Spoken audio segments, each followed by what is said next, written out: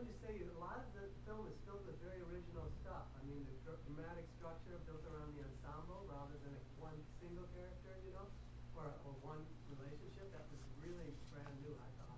Haven't seen that for a long time.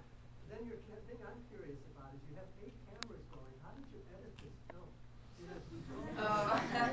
Well, you can see in the credits that there were 4 editors on board, and we worked for basically 10 months straight.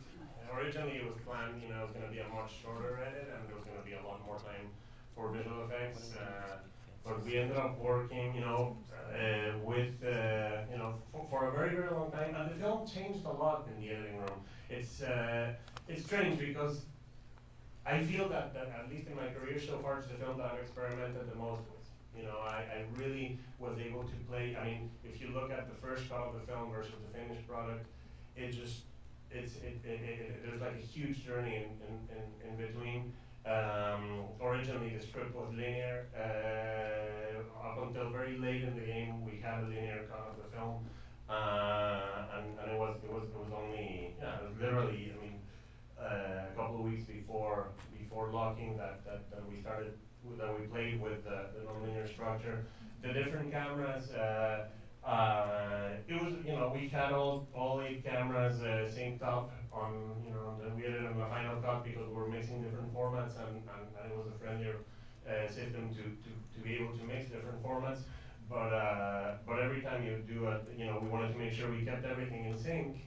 But that meant having timelines that were just gigantic, like really, I mean, like having, I don't know, 80 or 90 tracks of video going on to be able to organize everything at the same time. And the multiple screens, originally in the script, there was only at the very end that the multiple screens came in. But when we were shooting and we would see these 8 beautiful monitors with the shots inside the spaceship, every time someone would visit the set, they would stay there and stare forever at those, at the 8 monitors, because it was beautiful to see everything happening simultaneously. And so we did incorporate a lot of that into the editing. But it was a huge challenge, and also there was a lot of documentary, a feeling of editing a documentary. There was a version of the cut where we incorporated a lot of historical and the elements and the history of space travel, and we had a lot more famous figures, in the history of space travel that were there.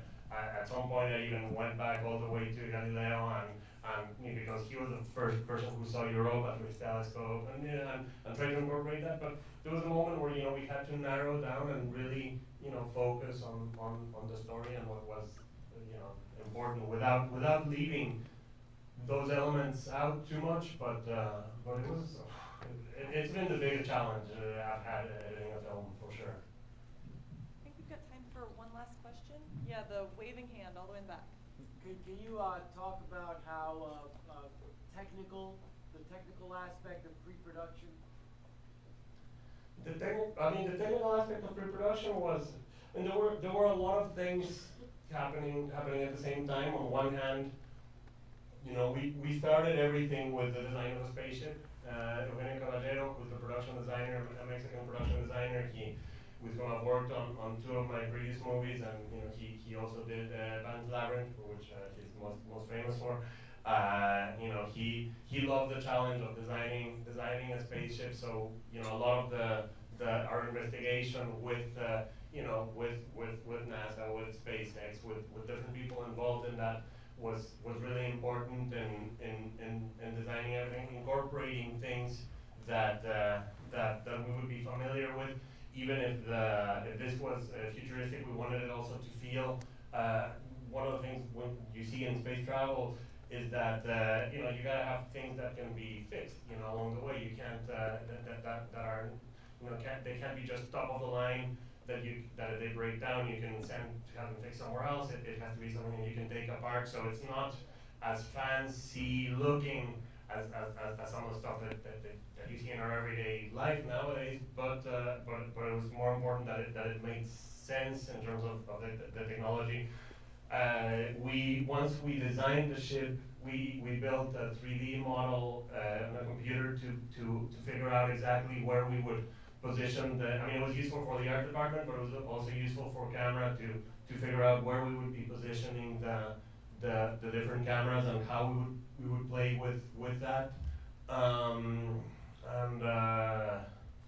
Well, I don't know. I mean, there's a lot, a lot of different elements. I mean, I could go on endless things about each.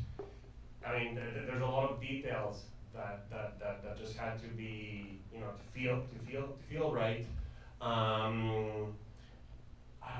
don't know. I mean, I'm kind of, I don't know if I answered your question. How long was it for? How long was pre-production for you? Well, I came to, first I traveled to Mexico in July of 2011 to start working with Eugenio, and we shot the movie in November, and August I was in New York, which is where we shot the film, the soundstage. He came, we both came in August, started working right away on the pre-production and the construction of the set. And by November we were shooting. It was a pretty fast process for the complexity of the film. What camera formats were you using? It's the main cameras that we use are the SI2K, Silicon Image 2Ks, which Enrique, the DP, had used before on 127 hours. And it's a camera that he, actually, when he was shooting 127 hours, he told me, I never want to use this camera again. And of course, the minute we got on this film, he said, no, that's the ideal camera for this because we're, and he's a huge fan of it, but it's for this to have these, they're tiny, they're literally the size of a, the big one is probably the size of a fist, and the small one is the size of an iPhone. And with a lens on top of it, and the whole body, all the system is separate. It goes through a cable. So it was ideal to be able to place it in the ship and to have it be a part of our set dressing. But so it worked out really nicely. It's basically a 2K camera that. Were you going to disc for your record format? Yeah, those we had so many discs. I don't even remember how many teras of information we have, but the data managers, we had like these great, very tech guys who were a lot of fun, who every day, spent hours just backing everything up, and I couldn't even watch the material again as we were shooting because it would take so long, just in terms of rewatching 8 different monitors or different cameras, and it was easier if I had it out and was something to do another take right away than to watch the shot to see if it worked. Thank you guys for coming up. And thank you for sticking around. Please don't forget to leave your audience award ballot on the way out of the theater. Our volunteers will collect that for you.